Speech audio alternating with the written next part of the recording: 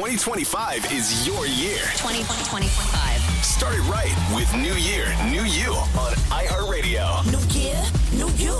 Good vibes playlists like party hits, chill tracks on lo-fi, and motivational podcasts to crush your resolutions. From wellness, finances, travel, and more. Let's go. New year, New year, new you. new you. Explore it all Feel brand new. at iHeartRadio.ca and on the free iHeartRadio app. This Week in Gaming with Naomi Kyle. Hello everyone, welcome back to This Week in Gaming. I'm Naomi Kyle, and this week we're catching up on everything that was announced at Microsoft's Xbox Developer Direct presentation. Nintendo tips their hat to Sony's Astro Bot video game. We take a deep dive into the future of Xbox, and the Terminator is back in a big way. We've got all of this week's gaming news, so let's get right to it. Xbox kicked off 2025 with a pretty solid Developer Direct presentation. The Direct was about 40 minutes long and covered just about 5 games coming to Xbox platforms, but the games covered were huge AAA titles, and all of the trailers included in the Direct were filled with gameplay footage, which is a much welcome surprise in our current gaming climate. The Xbox Developer Direct started off strong with the reveal of not one, but 2 Ninja Gaiden games coming to Xbox. The first reveal was for Ninja Gaiden 4, which looks incredible. The gameplay looks as fast-paced as ever, and the combat looks similar to what you might expect from Sekiro. And the second Ninja Gaiden game trailer came as a huge surprise because it turned out to be a remake of Ninja Gaiden 2 from 2008 that they're calling Ninja Gaiden 2 Black. And if that wasn't enough, Ninja Gaiden 2 Black was shadow dropped and made available day one on Game Pass, so it would be playable for free right after the Direct. So you can play it right now if you want. Compulsion Games, a game studio from Montreal, showed off South of Midnight, a game that takes you on a dark fantasy adventure through folklore from the American Deep South. South of Midnight launches on PC, Xbox Series X and S, and Game Pass on April 8th. The turn-based RPG, Clair Obscur Expedition 33, gave us a better look at how combat and exploration works in the game. That one comes out later this year on April 24th. And to close out the Direct, id Software showed off what they've been cooking for the next game in the Doom franchise, Doom: The Dark Ages. As its title suggests, Doom: The Dark Ages will be set in a dark fantasy world of knights and fire-breathing dragons, but with a demonic twist, of course. Doom: The Dark Ages launches on May 15th and will be a day one release on Xbox Game Pass. Given what was shown off at the Xbox Direct and with Avowed on its way in February, 2025 is shaping up to be a good year for Xbox. It's notable that only one of the games shown off during the Direct is an Xbox exclusive title, but what stood out to me most of all is that all of the games from this showcase are set up to be playable day one on Xbox Game Pass, which Microsoft so clearly believes will be the key to their long-term success. Speaking of Xbox boss Phil Spencer is all in on the Nintendo Switch 2, and he's making it clear that Microsoft is ready to bring Xbox games to the next-gen console. In a recent chat on Gamertag Radio podcast with friend to the show, Danny Peña no less, who also happens to be our guest this week, Spencer expressed his excitement about supporting Nintendo, praising their innovation and success. In fact, recent reports suggest that major Xbox titles, including Microsoft Flight Simulator 2024 and Halo the Master Chief Collection, could be heading to the Switch 2, provided the console can handle them, of course. Spencer even congratulated Nintendo's president, Shuntaro Furukawa, on the reveal of the Switch 2, joking that he appreciates the larger screen as it's easier on his old eyes. Microsoft has already been expanding its multi-platform presence, with games like Doom: The Dark Ages launching on PlayStation 5 alongside Xbox and PC. Spencer added that Microsoft is committed to putting games first, ensuring they reach as many players as possible across various platforms. Nintendo isn't just getting love from Xbox, though. Other major publishers are reportedly on board too. Square Enix is rumored to bring Final Fantasy VII Remake and Rebirth to the Switch 2, while Ubisoft is said to be preparing ports of Assassin's Creed Mirage and the Division series. With Nintendo planning a Switch 2 Direct presentation in April, we'll soon find out exactly what's in store, so until then, we'll be not so patiently waiting. A theme in the news this week is that everyone, and I mean everyone, loves Nintendo. At the recent New York Game Awards, former Nintendo of America president Reggie Fils-Aimé made waves by playfully suggesting that Astro Bot, quote, almost outdid Nintendo at its own game. The beloved PlayStation platformer took home several awards, including Game of the Year, Best Music, and Best Kids Game, beating out heavy hitters like Final Fantasy VII Rebirth and Indiana Jones and the Great Circle. As some of you may know, Astro Bot is quite similar to Nintendo's iconic 3D platformers like Super Mario Galaxy and Super Mario Odyssey. Nicolas Doucet, the game's director, even acknowledged Nintendo's influence during his acceptance speech at the Game Awards 2024. Nintendo fans have been waiting for a new 3D Mario game since Super Mario Odyssey came out in 2017. So with the recent reveal of the Nintendo Switch 2, will we be getting a new entry into the franchise? Everything hinges on Nintendo's upcoming Direct happening in April, and we are again not so patiently waiting. We are so very close to the launch of Call of Duty Black Ops 6 Season 2, and as we well know, a new season means new cosmetics, new modes, and new maps. Activision revealed on their website just a few things that they have planned for the next season, but the thing that really caught my eye is the Terminator Special Crossover event. The collaboration features 2 new skins, one modeled after Arnold Schwarzenegger's T-800, and the other skin revealing the stripped-down endoskeleton underneath.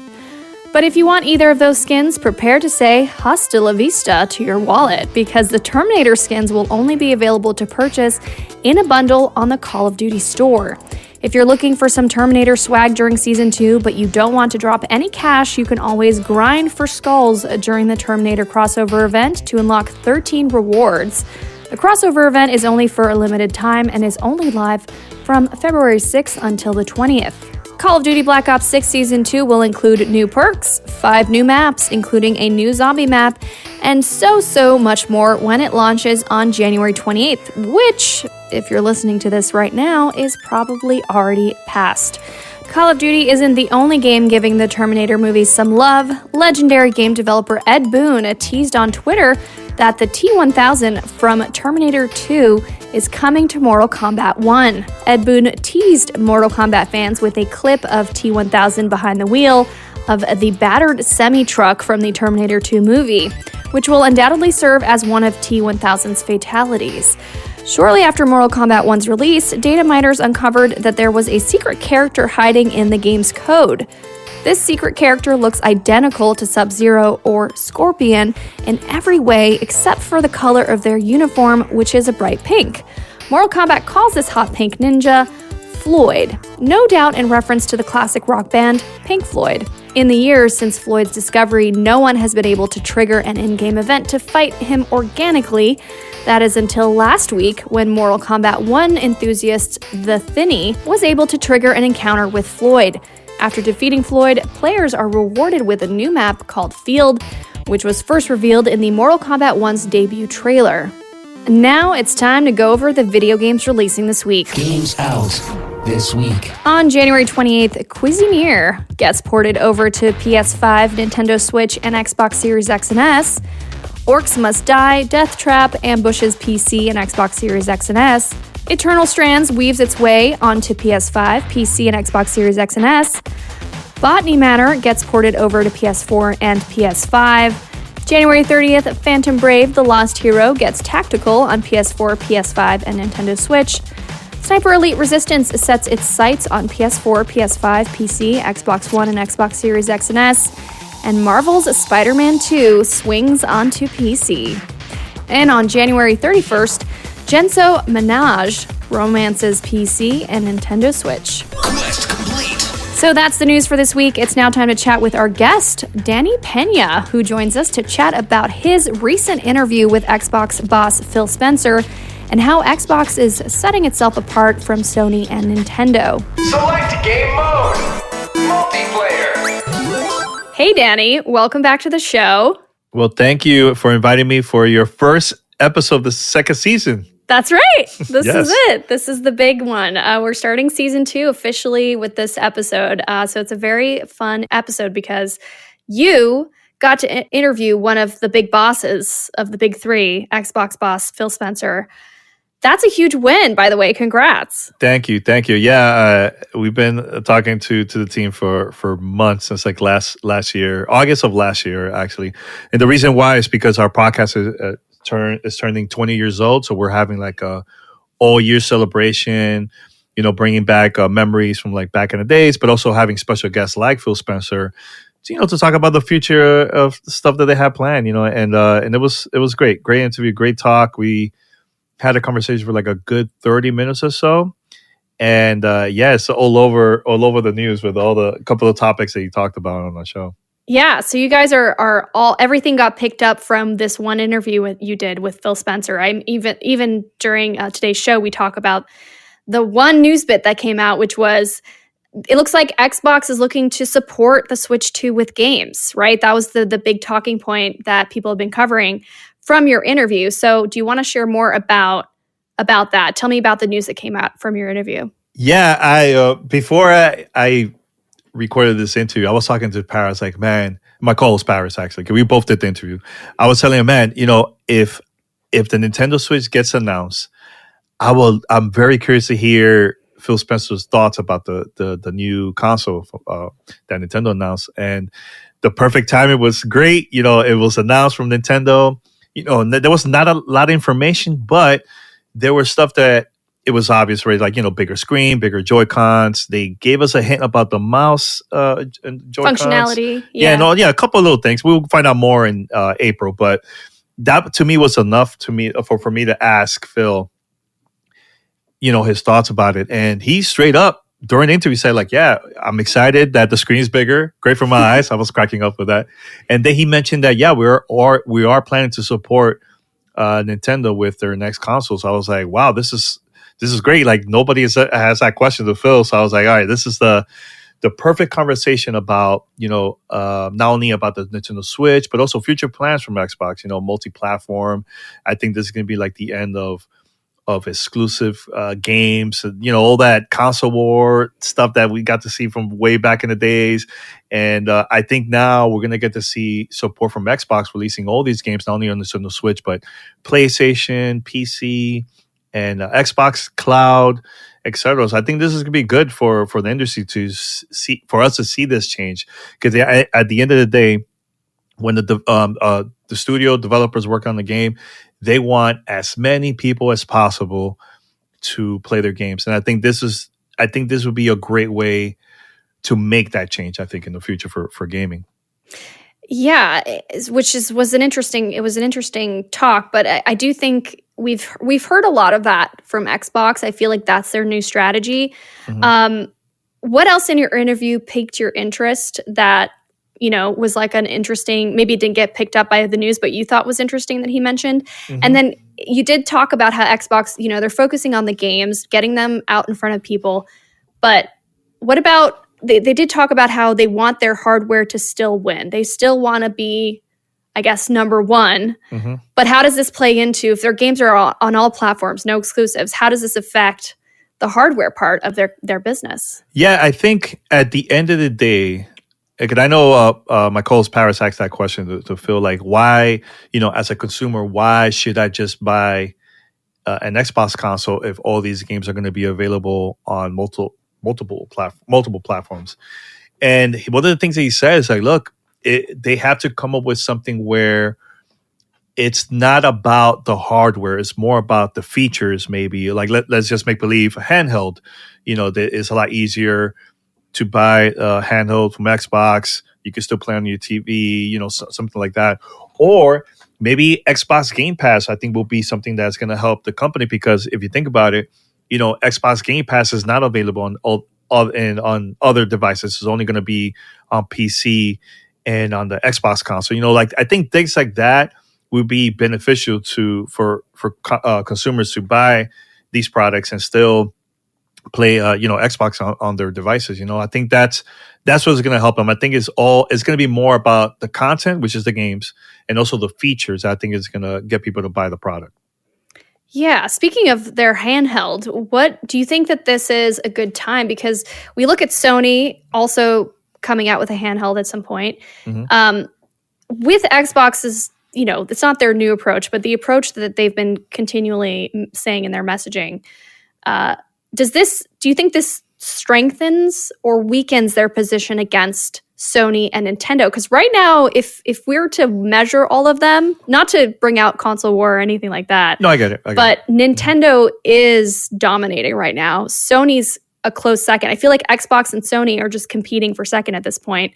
So where do you think this leaves Xbox? I think this would be a great opportunity for Xbox. So like for example, in the future, if they could do something like, let's say they release the next console or the next handheld device from Xbox, you can still play your Xbox game and everything. But what if they also have in that device or the console, you can still play Steam games or Epic Games Store available on that device? So now you have 3 different stores included in that device. And I think, for example, let's say PlayStation games comes out on Steam, you can still play, let's say, Helldivers 2 now. That's also on Steam on your Xbox console. Like that's something where I could see that in the future that's going to benefit Xbox, And now we're going to get to see more games that's only available on PC. But now having that app, including to the device, now I could play that on my console too. Like that's how I discovered Steam games back in the days, was because at that time there was a Steam machine, and I didn't have a PC. Something like that I think is going to help Xbox, I think, to be different. And look, I know you mentioned Nintendo. Nintendo's in their own lane. They never competed with other companies about power. They're more about like the conversation we had earlier is about like features, stuff that nobody else has. And also the games. I mean, they have one of the best IPs in this industry, more than any other company out there. So that's something that nobody's going to top Nintendo when it comes to that. Right. So you think Xbox is going to try to siphon off the games that Sony does have on PC through their platforms, and then do you think Sony just continuing this exclusive approach will end up hurting them? Is what I'm hearing. I think it won't hurt Sony, because at the end, if there's, let's say, a million other players buy a game, but they don't have a PC, but they have a console that they have Steam included, that's going to help Sony. Yeah. Think about it. That's more people that's going to play those games that wasn't available in other places, for people to buy, So I think this is a great move at the end of the day. I think right now, I know it just sounds weird because we're not used to seeing that, but I think the more we see that from companies, the more that we're going to get used to this. And look, I know people don't like change, but the industry is not growing. And I think this is the one of the ways where we're going to get to see more gamers not only buy more games, but support the industry even more, because we have to make a change. We can't just be doing the same formula over and over again, Yeah. So in a sense, it's like the top 3, the big 3, Sony, Nintendo, Xbox, are kind of helping each other climb the ladder. So in a way, they're all supporting each other. It's like a rising tide lifts all ships kind of approach. Yeah, I mean, if you think about it too, like Xbox released Sea of Thieves and a couple other games on multiple platforms. Like they have released on Nintendo Switch. They came up with a Pentiment, I think Doom. But I think on PlayStation 5 right now, there's Sea of Thieves and a couple other ones.